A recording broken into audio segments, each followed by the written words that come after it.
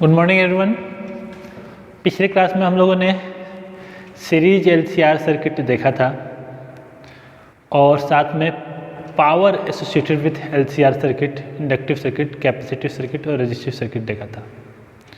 ठीक, आज हम लोग क्या करने जा रहे हैं, तो हम लोग फाइंड करने जा रहे हैं इंडक्टिव सर्किट, हम लोग देखने जा रहे हैं नया टॉपिक जिसका नाम है ट्रांसफार्मर। ठीक है, सो that is one of the very important topic of the chapter. तो ट्रांसफार्मर्स के बारे में हम लोग देखने जा रहे हैं। ट्रांसफार्मर आज का हमारा टॉपिक है। तो बेसिकली ट्रांसफार्मर है क्या? ठीक है, तो सबसे पहले कह सकते हैं it is a device, it is a device which is used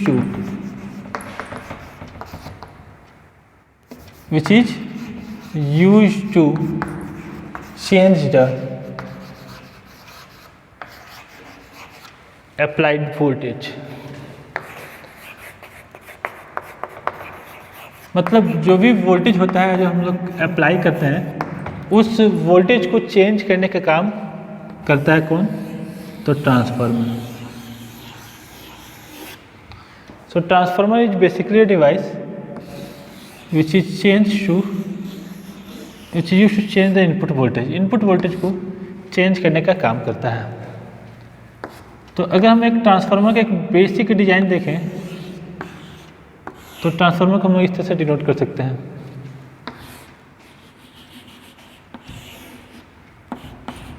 so that is a basic transformer जिसमें हम लोग दो क्वाइल्स को शो कर सकते हैं।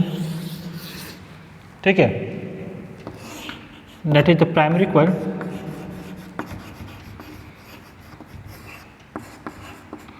And that is the secondary coil. Okay, तो एक ट्रांसफार्मर एक ऐसा डिवाइस है जिसमें सिंपली दो क्वाइल्स होते हैं। एक को बोलते हैं प्राइमरी क्वाइल, दूसरे को बोलते हैं सेकेंडरी क्वाइल। ये हो गया हमारा इनपुट और ये हमारा हो गया, यहाँ से हम लेते हैं आउटपुट। ठीक है, so basically transformer is a device which is used to change the input voltage. तो क्या करता है भाई? चेंज करने का मतलब क्या है? तो ये इंक्रीज भी कर सकता है और ये डिक्रीज भी कर सकता है। जो भी वोल्टेज है उसको ये इंक्रीज भी कर सकता है और डिक्रीज भी कर सकता है। और एक ट्रांसफार्मर में बेसिक ये इतने पार्ट्स होते हैं। बेसिकली हम लोग इसको डिनोट कर सकते हैं।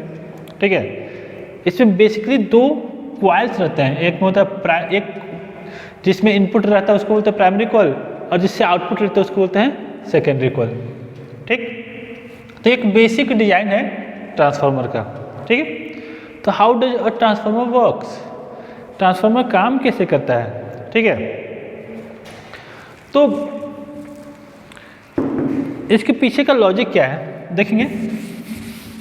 ठीक है, तो ट्रांसफार्मर का काम क्या है, क्या ये काम कैसे करता है? तो ये बेसिकली इसका जो वर्किंग प्रिंसिपल है, इसका जो वर्किंग प्रिंसिपल है is so it is based on mutual induction. The working of a transformer is based on simply the concept of mutual induction. Mutual induction के कॉन्सेप्ट पे हमारा ट्रांसफार्मर वर्क करता है।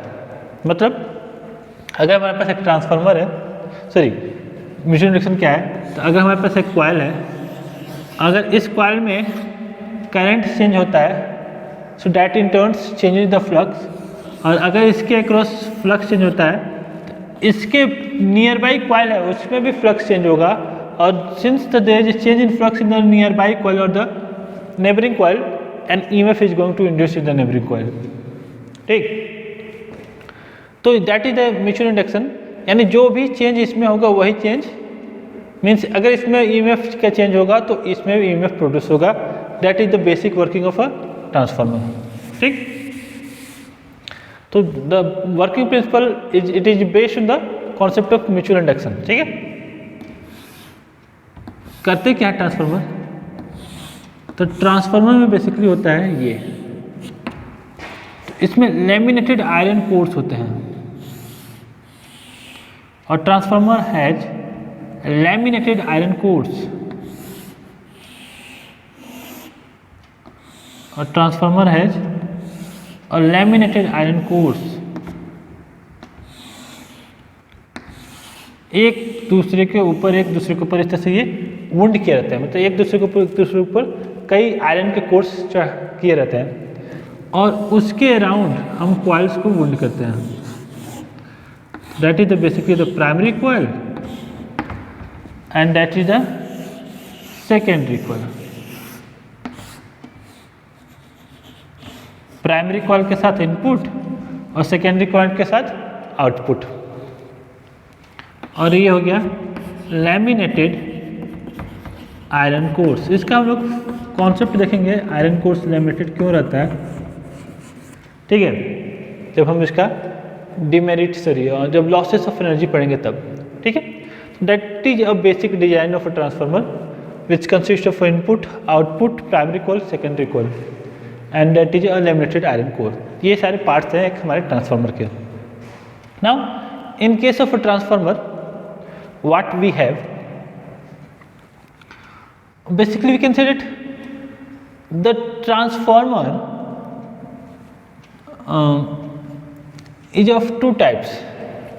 The transformers are of two types. First is called the step up transformer and the second is called the step down transformer.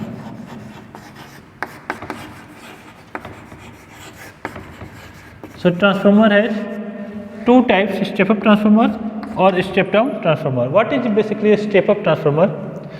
So it increases the input voltage. जो input voltage होता है वो इसको increase करने का काम करता है, मतलब वोल्टेज को। और स्टेप डाउन ट्रांसफार्मर क्या करता है, it decreases the input voltage. So in case of a step up transformer, the secondary voltage is greater than the primary voltage, and in case of step up down transformer, the secondary voltage is less than the primary voltage. यानी इसमें voltage up हो रहा है इसलिए step up हो गया, इसमें voltage down हो रहा है इसलिए स्टेप डाउन हो गया।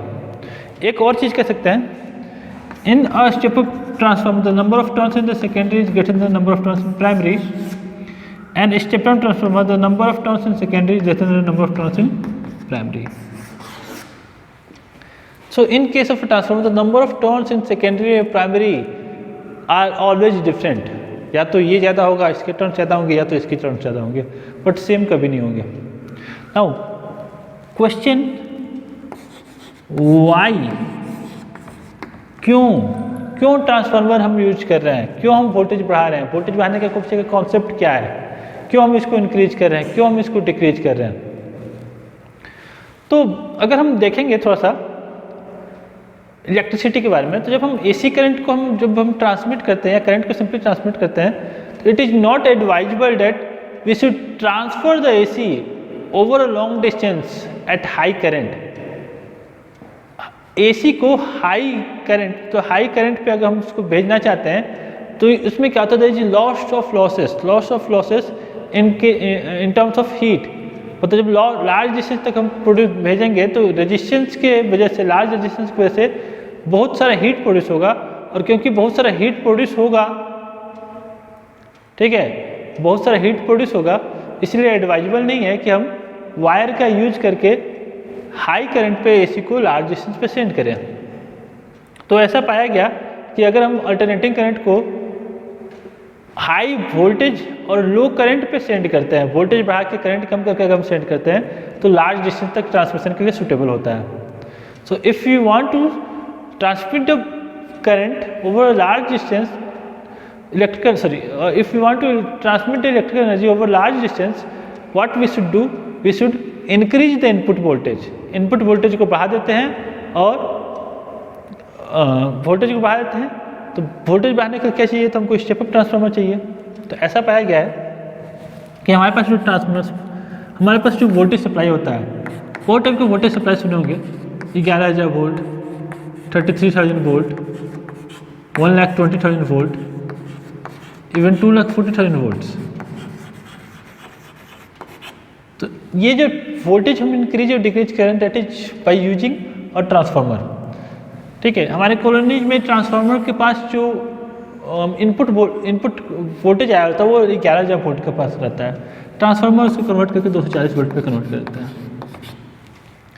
नाउ सब स्टेशंस में हमारा जो इनपुट वोल्टेज रहता है लगभग 33,000 वोल्टेज रहता है, 1,20,000 वोल्टेज रहता है, एक 25,000 वोल्ट भी रहता है। 25,000 वोल्ट जो होता है that is use for the electric trains. Electric trains के इंजन जो है 25,000 वोल्ट पे ऑपरेट करते हैं। ठीक, so that is the usages of transformers. Transformer को हम कैसे यूज कर सकते हैं? ट्रांसफार्मर का यूज बेसिकली इसलिए होता है कि हमको वोल्टेज डिफरेंट चाहिए होता है ट्रांसमिशन के लिए। तो लॉन्ग डिस्टेंस ट्रांसमिशन कैसे पॉसिबल है? तो हम वोल्टेज बढ़ा के करेंगे तभी पॉसिबल है। इसी लॉन्ग डिस्टेंस ट्रांसमिशन के लिए हम लोग वोल्टेज बढ़ाने का काम करते हैं। और कैसे करते हैं? तो बाय यूजिंग अ ट्रांसफार्मर। ठीक है, तो ट्रांसफार्मर का यूज करके हम लोग लॉन्ग डिस्टेंस तक वोल्टेज को लॉन्ग डिस्टेंस तक इलेक्ट्रिकल एनर्जी को ट्रांसमिट कर पाते हैं।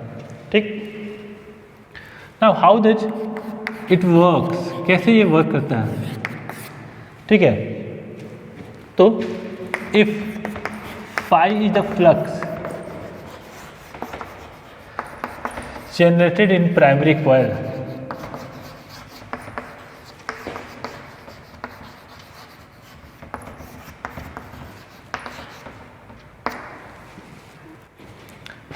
then EMF induced in primary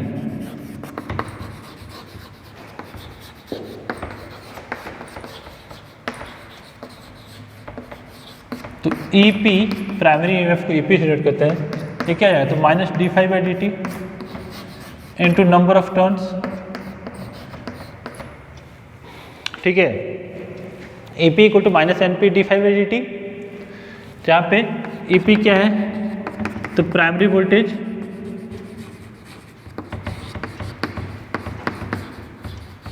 और NP क्या है? तो यह number of turns in primary.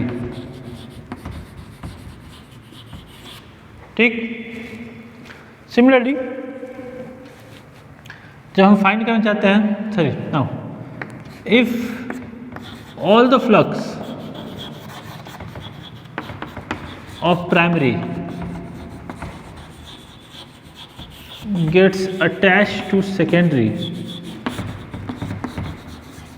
अगर सारा का सारा प्राइमरी फ्लक्स सेकेंडरी में चला जाता है, then EMF induced in secondary coil में कितना EMF इंड्यूस्ड हो जाएगा? EMF induced in secondary, it is ES, that should be equal to minus NS d∅/dt. Simply the number of turns is different, otherwise हमारा बाकी सब same है। ठीक है, तो ES equal to minus NS d∅/dt. Now from equation 1 can I write rate of change of flux d∅/dt, that should be equal to EP/NP. This should be equation 3, and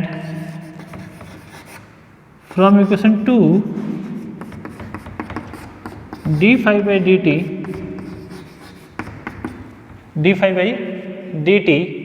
is equal to simply ES/NS. ठीक है, now I can use the equation 3 and 4. So by using equation 3 and 4, EP/NP equal to ES/NS. EP/NP equal to ES/NS, और ES equal to EP into NS by NP. EMF developed in secondary is equal to EMF developed in primary and to number of turns in secondary upon number of turns in primary. ठीक है. Now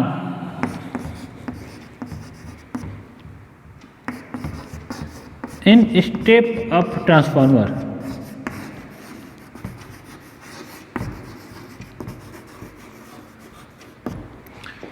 step up transformers में क्या होता है? The number of turns in secondary is greater than the number of turns in primary. ठीक है ना, ये value number of turns in secondary is greater than the number of turns in primary. So can I say that the EMF developed in secondary should has to be greater than the EMF developed in primary. जो EMF सेकेंडरी में develop होगा वो primary के EMF से ज़्यादा हो जाएगा, क्योंकि यहाँ पे देख पा रहे हैं ये नंबर 1 से ज़्यादा हो जाएगा तो ये ES EP से ज़्यादा हो जाएगा. ठीक है. And in step down transformers, in step down transformers number of turns in primary is greater then number of turns in secondary. तो क्योंकि ये टर्म लेस देन 1 हो जा रहा है, जो EMF डेवलप होगा सेकेंडरी में will be less than the EMF develop in primary. यानी अब जो हमको आउटपुट मिलेगा वो इनपुट वोल्टेज से कम होगा. That output will be less than the input. Okay, तो this is what how the step up and step down transformers are designed. The step up and step down transformers are designed. Now that was the relationship between the EMF and number of turns of the coil. EMF and number of turns of coil. Now if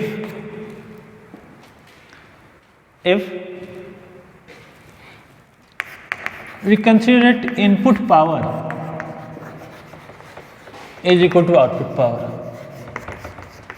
अगर हम input और output power को बराबर मान लें तो input power कैसे निकलता है भाई? तो इनपुट पावर निकलता है EP into IP. Power equal to होता है E इंटू I. तो इनपुट पावर हो जाएगा input into output and output power equal to हो जाएगा ES into IS.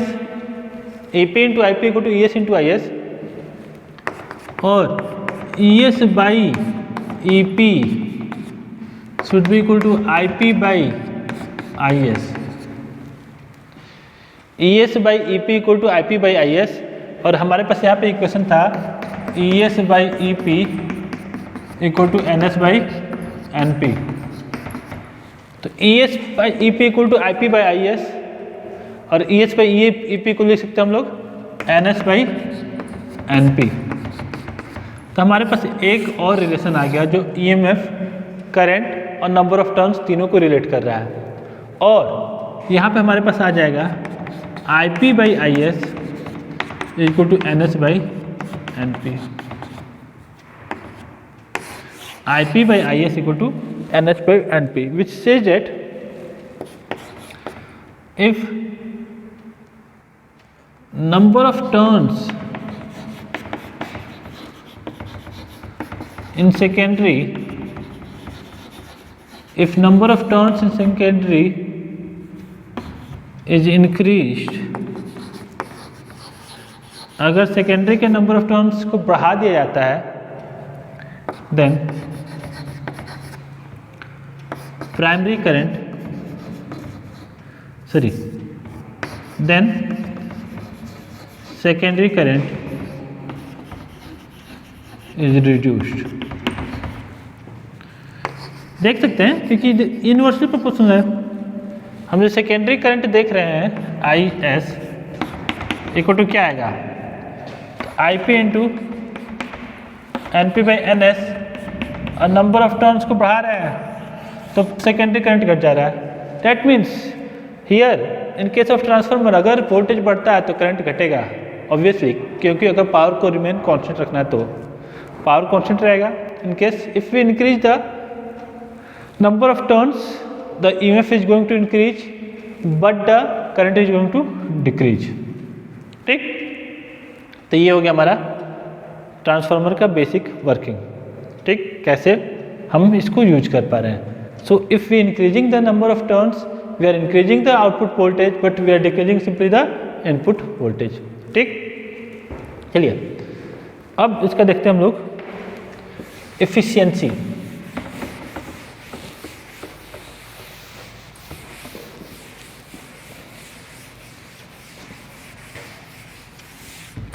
So write the topic that is efficiency. Efficiency of a transformer.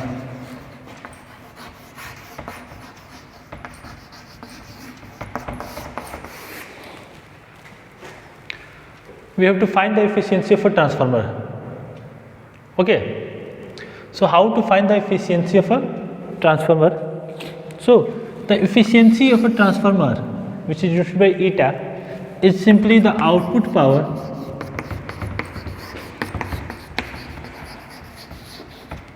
to the input power. The efficiency of a transformer is defined as eta, which should be equal to the output power to the input power, or eta is equal to output and ES into IS upon input and EP into IP. So efficiency of a transformer comes out to be ES IS upon EP IP. ठीक है, and the efficiency of a well designed transformer, and बहुत अच्छे transformers का efficiency है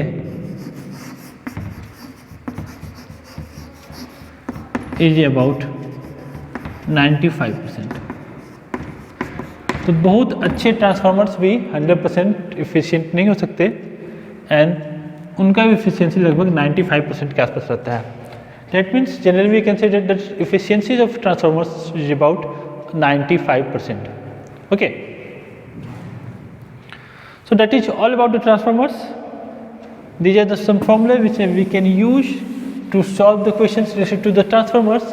Basically transformer एक important topic है जो exams में आता है, और ये एक सिंपल टॉपिक है, सबसे बड़ी बात ये है। ठीक है, so we should try to solve it. Now next topic is losses in a transformer.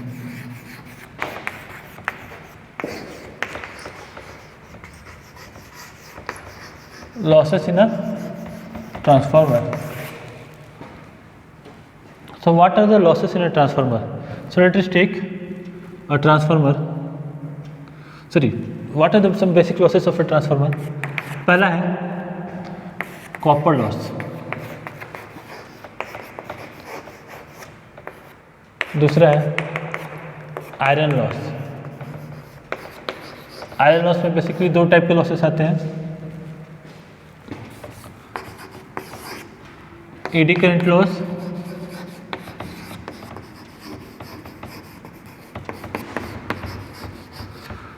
और दूसरा hysteresis loss.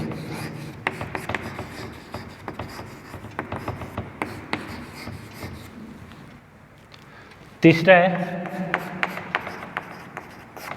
Leakage of flux,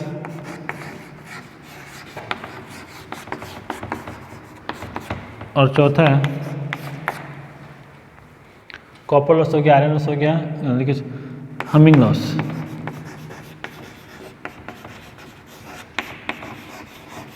this is also called magnetostriction.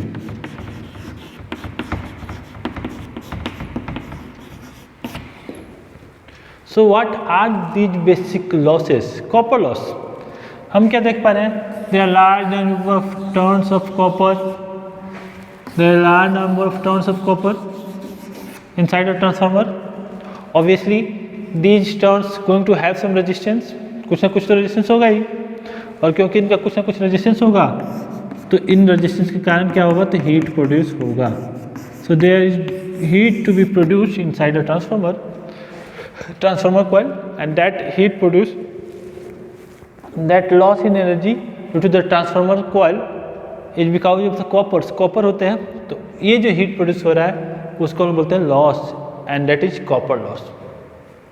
Obviously if you want to decrease this loss, the copper winding should has to be thick, a thick one, thick copper का use करके इस loss को हम कम कर सकते हैं, but loss तो होगा ही कुछ ना कुछ। Then secondary is iron loss. देखे थे हम लोग, ये जो हमारा आयरन लॉस में एडी करंट लॉस की बात करते हैं, इसके अंदर जो हमारा क्वाइल विंड था, क्वाइल वो आयरन कोर के ऊपर था। अब आयरन कोर है, लोहा का कोर है, और due to change in magnetic flux, अगर सपोज करिए हमारा एक बल्क आयरन पीस है अंदर में, and the magnetic flux is changing around it, तो इस पर क्या होगा, तो ईडी करंट प्रोड्यूस हो जाएंगे, इसके सरफेस पे ईडी करंट प्रोड्यूस हो जाता है, और ये ईडी करंट क्या करेंगे, तो बिकॉज है आयरन, तो आयरन के अंदर अच्छा खासा रेजिस्टेंस होता है, आयरन का रेजिस्टेंस काफ़ी अच्छा खासा है, तो इस ईडी करंट के प्रोडक्शन से होगा क्या, तो उसमें हीट प्रोड्यूस होगा। तो inside the copper coils, inside these windings heat is produced, इसके अंदर हीट प्रोड्यूस होता है, और ये हीट प्रोड्यूस को हम लोग बोलते हैं eddy current loss. Now how this eddy current loss is prevented, तो ये जो हमारे पास देखे होंगे, इसके अंदर का जो कॉपर जो आयरन कोर है उसको देखोगे कि इस शेप में कट कर दिया जाता है, क्योंकि इस शेप में कट कर दिया है तो इसका एरिया हम लोग रिड्यूस कर दिए हैं, क्योंकि हम इसके एरिया रिड्यूस कर दिए हैं, तो अब एडी करंट का प्रोडक्शन के चांसेस कम हो जाता है। तो very little amount of eddy current is produced, but still इस टाइप से कई सीट्स होते हैं, 1 2 3 4 5 बहुत सारे, इतना चौड़ा, अगर एक पार्ट कट कर दे इस शेप के, तो कई इसके आयरन को जोड़ा हुआ रहता है, तो इसके जो बैक फेस है यहाँ पे भी ईडी करंट प्रोड्यूस हो सकता है, ठीक है। तो क्या करते हैं, इसका जो फेस है इस पर ईडी करंट प्रोड्यूस ना हो, इसलिए उसको कट कर दिया जाता है, और कट करके लेमिनेट कर दिया जाता है। लेमिनेट करने से क्या होता है कि आपस में आप टच में नहीं रहते हैं, जब आपस में टच नहीं रहते हैं तो इनके फेस पे, यानी यहाँ पे ईडी करंट प्रोड्यूस होने के चांसेस कम हो जाता है, जिस वजह से क्या कर सकते हैं, हम लोग लॉस को रिमूव कर सकते हैं, लॉस को कम कर सकते हैं, ठीक। Then we have hysteresis loss. Hysteresis loss क्या होता है, तो हिस्टेरिसिस हम लोग क्या पढ़े, वैसे एक टॉपिक नहीं है, बट हिस्टेरिसिस लॉस क्या होता है कि जब हम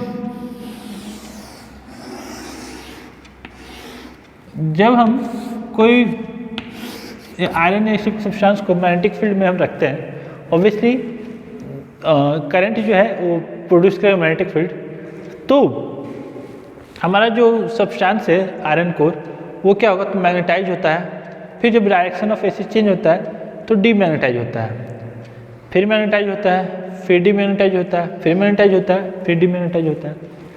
तो ये आयरन कोर जो है उसका मैग्नेटाइजेशन और डीमैग्नेटाइजेशन का प्रोसेस चलते रहता है।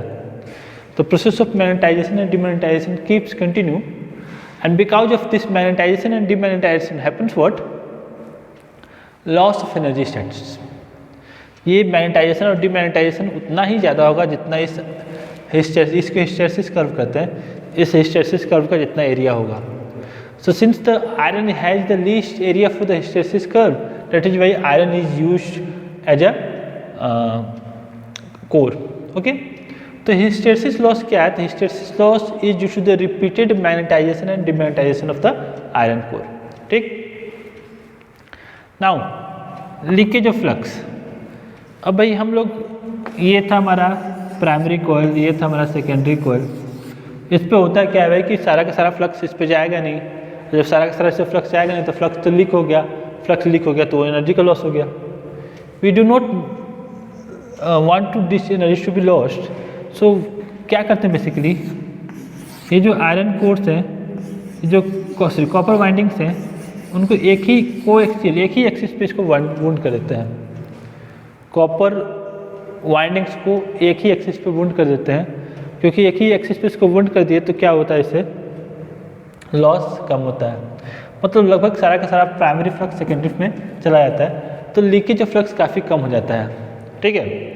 So we can minimize this leakage of flux by wounding the primary and secondary over a coaxial को एक्सियल मतलब एक ही साथ उसको हम लोग वुंड करके इस लॉस ऑफ एनर्जी को कम कर सकते हैं। ठीक है। Last is humming loss which is also called the magneto restriction. Humming loss में क्या होता है, तो हम लोग देखेंगे कि ट्रांसफार्मर जो काम कर रहा होता है वो ट्रांसफार्मर लगातार साउंड प्रोड्यूस कर रहा होता है, लगातार नॉइज प्रोड्यूस कर रहा होता है। इस नॉइज से बेसिकली हमारा ट्रांसफार्मर का काम क्या था, तो ईएमएफ को बढ़ाना या घटाना।